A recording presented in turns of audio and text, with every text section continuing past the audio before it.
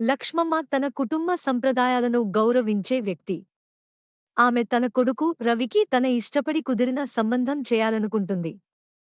కానీ రవి, మధు అదే నగరంలో పనిచేసే యువతిని ప్రేమించి పెళ్లి చేసుకుంటాడు. ఈ విషయాన్ని లక్ష్మమ్మ నొక్కి ఒప్పుకోకపోయినా, రవి పట్టుదలతో ఆమెను ఒప్పిస్తాడు. మధు క్రమశిక్షణకు, ఆచార సంప్రదాయాలకు దూరంగా ఉంటుందని లక్ష్మమ్మ భావిస్తుంది. ఆమెను మొదటినుంచి తన కుటుంబానికి అనుకూలంగా ఉండదని నిర్ణయించుకుంటుంది. మధు తన శక్తి మేరకు మంచి పనులు చేస్తుంది. ఉదాహరణకు, తల్లి స్వయంగా చేస్తున్న ఆహారంలో కొత్త రుచులను జోడించేందుకు ప్రయత్నిస్తుంది. కాని లక్ష్మమ్మ అది అసహజమని విమర్శిస్తుంది. లక్ష్మమ్మ, ఇలా చేసిన పప్పు మా ఇంట్లో ఎప్పుడూ తిన్నాం. పద్ధతిగా చెయ్యి.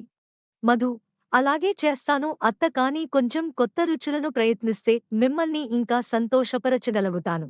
అలాంటి మాటలతో లక్ష్మమ్మ మధుపై అనుమానాలను పెంచుకుంటూ ఉంటుంది.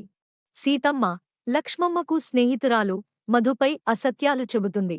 సీతమ్మ, మీ కోడలు పని చేసేదే కాదు, ఇంకా మీ కొడుకును దూరం పెట్టాలనుకుంటోంది. లక్ష్మమ్మ ఆమె మాటలను నమ్మి, మధుపై మరింత కఠినంగా ఉంటుంది. రవి దీన్ని గమనించి తన తల్లిని సర్దచెప్పడానికి ప్రయత్నించినా, మధు గురించి ఆమె అభిప్రాయం మారలేదు. రవి వ్యాపారంలో చాలా పెద్ద ఆర్థిక ఇబ్బందుల్లో పడతాడు. లక్ష్మమ్మ కూడా ఈ సమస్యకు కారణమైందని తనను తానే బాధపడుతుంది. కానీ మధు, రవికి మద్దతు అందిస్తూ, తన తెలివితో వ్యాపారాన్ని తిరిగి లాభాల బాట పట్టిస్తుంది. అంతేకాకుండా సీతమ్మ అసత్యాలు చెబుతున్న విషయాన్ని కూడా బయటపెట్టుతుంది. ఈ క్రమంలో లక్ష్మమ్మకు మధుమీద గౌరవం పెరుగుతుంది. లక్ష్మమ్మ, మధు త్యాగాన్ని మరియు నిబద్ధతను గుర్తించి, ఆమెను నిజమైన గృహ లక్ష్మిగా అభినందిస్తుంది. లక్ష్మమ్మ, నేను నిన్ను తప్పుగా అర్థం చేసుకున్నాను. నువ్వు నిజంగా మా ఇంటికి దేవతలా వచ్చావు.